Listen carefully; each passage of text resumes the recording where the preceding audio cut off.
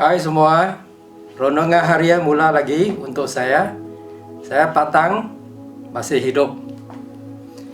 Okey, hari ini kita mau kaji satu soalan atau jawab satu soalan mengenai hukum Taurat.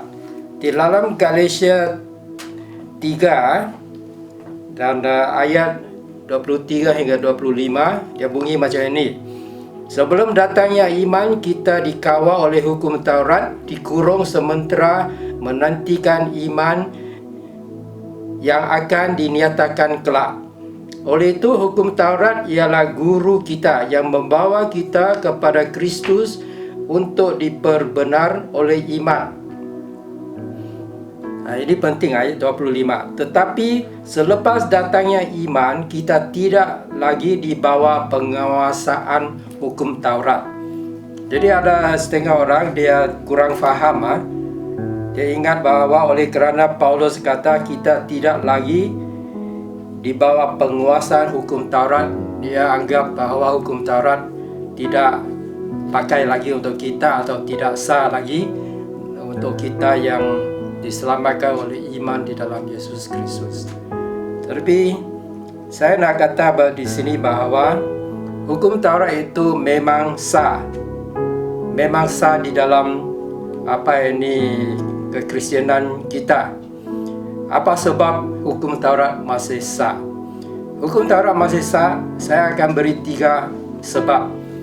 Nombor 1 ialah oleh kerana kita sebagai Kristian, sebagai dinyatakan di dalam Roma 12 lah, 2 Petrus bab 1 lah, dan Efesus bab 4, boleh dinyatakan bahawa di dalam Kristus kita kena didewasakan, kita mesti bertumbuh sehingga karakter kita atau sifat kita menjadi seperti Kristus atau Tuhan. Dalam bahasa Inggeris, Christ-like atau God-like. Jadi, pertumbuhan kita menjadi seperti Kristus, karakter Kristus ini ada apa kaitan dengan hukum Taurat? Dan jawapannya ialah hukum Taurat itu sebenarnya melambangkan karakter Tuhan sendiri. Kalau kita kaji hukum Taurat, kita akan dapati bahawa apakah jenis Tuhan yang kita percayai. Dari hukum Taurat kita tahu Allah adalah Allah yang cemburu. Ini cemburu untuk kebaikan kita, kerana ada satu Allah saja. Allah yang lain semua palsu punya. Sebab itu Yesus Kristus kata kita mesti mengasihi Tuhan dengan segenap hati dan kekuatan dan minda kita. Okey? Kita tak boleh mengasihi Tuhan dengan 50% saja atau 90%. Tak boleh. Semua atau tidak. Itulah maksudnya Tuhan kita Tuhan cemburu. Selain itu kita tahu Tuhan itu suka disembahkan, dia suka dihormati. Dia adalah Tuhan yang penyayang. Dia adalah Tuhan yang adil. Dia adalah Tuhan yang mengajar kita hormati ibu bapa. Dia adalah Tuhan yang kudus atau suci, iaitu dia tidak tahan pendustaan, dia tidak tahan berzina, dia tidak tahan mencuri, membunuh dan seterusnya. Jadi kalau kita kena menjadi seperti Tuhan atau Allah dalam karakter, kita tak boleh lari daripada hukum Taurat.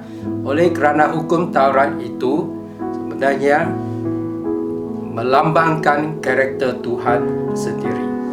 Okey, nombor 2 ialah di dalam Yeremia 31, kita tidak akan baca kerana singkat masa.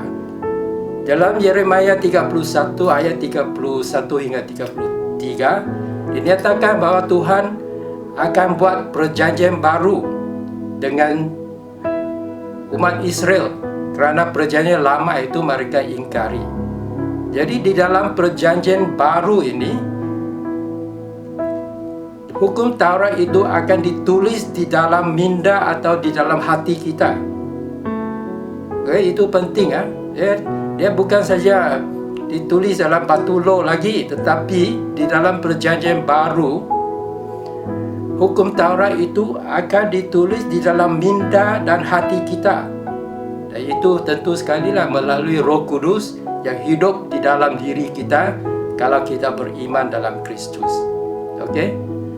Jadi oleh kerana hukum Taurat ada di dalam diri kita, dia masih sah.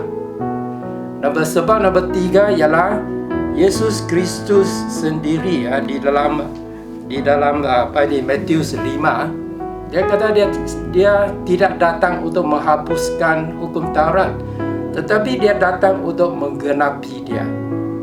Dia sajalah yang boleh hidup menurut hukum Taurat, dan dia juga yang menggenapi semua nubat-nubat yang terdapat di dalam hukum Taurat, yaitu hukum Taurat dan hukum yang lain semua menuju kepada Yesus Kristus yang akhirnya menjadi anak domba yang mati bagi banyak kita.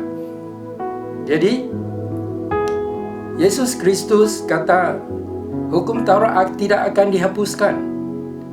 Bahkan dia sendiri katakan bahawa hukum Taurat boleh disimpulkan kepada 2. Nombor 1, mengasihi Tuhan Allahmu dengan segenap hati, jiwa dan kekuatan. Dan nombor 2, disingkatkan kepada mengasihi segenap sesama manusia seperti kamu mengasihi diri sendiri.